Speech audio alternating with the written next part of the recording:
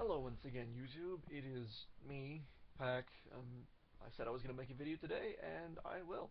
So, I guess the topic will be about the PG-13 versus the R rating in movies. But I'm just a little side note. Thanks all 7 subscribers. You guys are awesome. Hopefully you stick with it. This will get better. Now, on to the video. The ratings for movies. I guess, well, I mean, most of people in our society go to see movies, so you must notice, at least it's easy to take notice, the fact that more and more movies, it seems, recently seem to be almost cashing in for that PG-13 rating instead of going with the R. I have an issue with this. I mean, it's relatively easy to sneak into movies anyway, so it doesn't even really matter so much. The fact is, these movies are compromising on their original vision. I mean, it's so they can have that broad marketing appeal. It's PG-13. It's okay to take your kids to see this movie.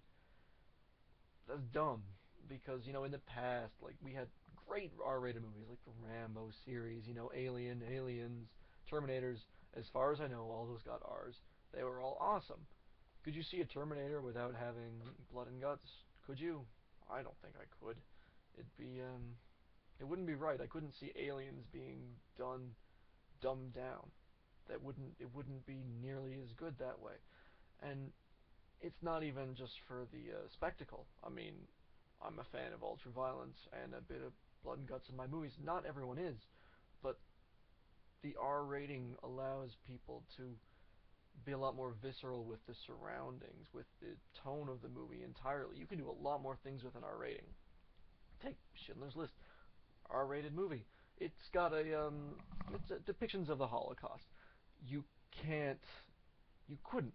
I'm saying it's probably very difficult, maybe nigh impossible. Impossible. Me fail English, that's impossible. It's probably almost impossible to get a realistic depiction of those circumstances with a PG-13 rating.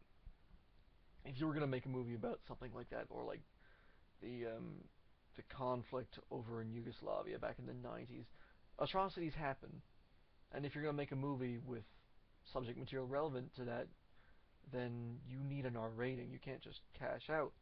And I guess maybe cashing out isn't the right idea, but even recently, Prometheus, supposed to be an R-rated movie. It did get an R rating, but Ridley Scott did it right.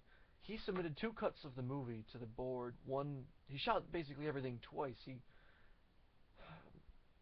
shot once for an R and then once for the PG-13. With the exception of one scene, everything in that movie merits a PG-13 rating. So I'm not going to spoil the scene, so I'm not going to tell you. But if you've seen the movie, you know the one, probably. And there was that documentary, Bully, that got they had to make a lot of cuts or something so the intended audience could watch it. It's just swearing. I don't know. It's just really dumb when you see potentially good movies wasted on a PG-13 rating, like The Expendables 2. I mean, it was not a great movie, but the first one was a lot of fun to watch, at least the first time. Second one was maybe half as good. Still fun, but I'm not going to see it a second time. I really won't, simply because they did have an R rating put on it, but you could tell in the edits it was originally shot to be PG-13. There's hardly any swearing. The gore is laughable. It's just bad. I don't know. It's just, this kind of pisses me off. It's more of a personal issue than anything else.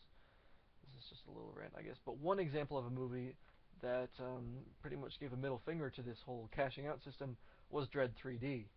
I mean, I've plugged this movie in the past, but I gotta say, it delivered on all counts. I mean, it's not like it was trying to tell a story. It was just an action movie, right? So it's appropriate for it to have that amount of blood and gore. It didn't cash out. I mean, they could have made it PG-13, but the movie just wouldn't have been as good. It wouldn't have been as effective. And I mean, I did research this.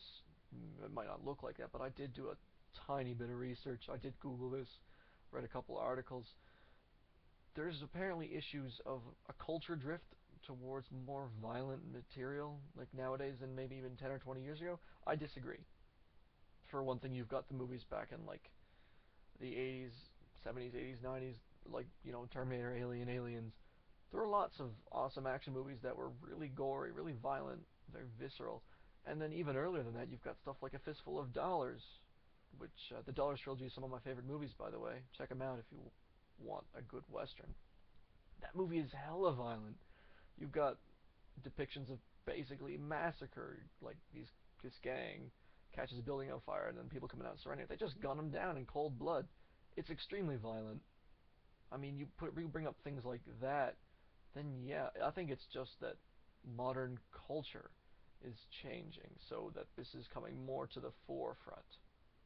I think movies have always been violent. They really have.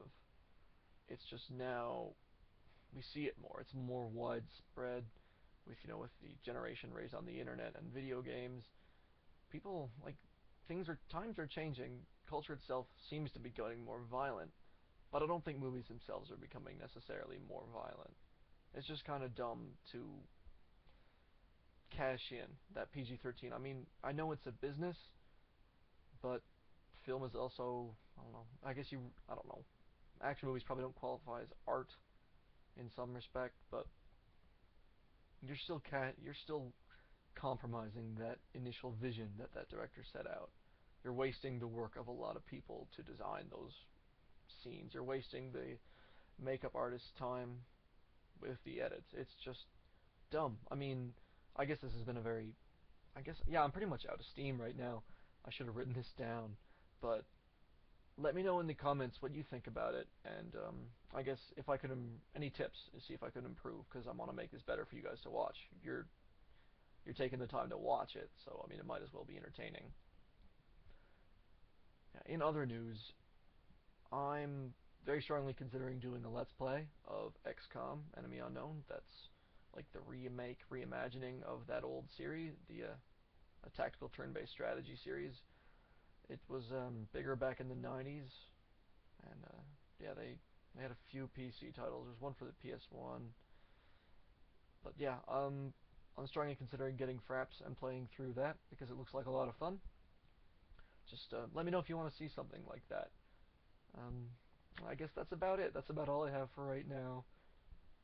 Thanks for watching. Have a good day. До свидания, YouTube.